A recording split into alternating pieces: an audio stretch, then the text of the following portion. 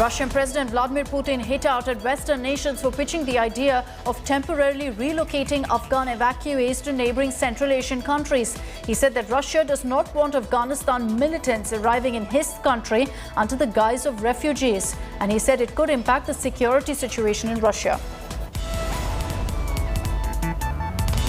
Amid the deepening crisis in Afghanistan, US President Joe Biden has again defended his move to withdraw troops from Afghanistan, saying history will record this as a logical, rational and right decision. When asked about extending evacuation efforts beyond the August 31st deadline, he said that he's hoping that they don't have to extend the mission.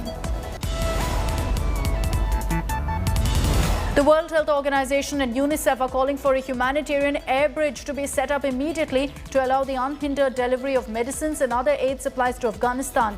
The two UN agencies said in a statement that they will work on the same.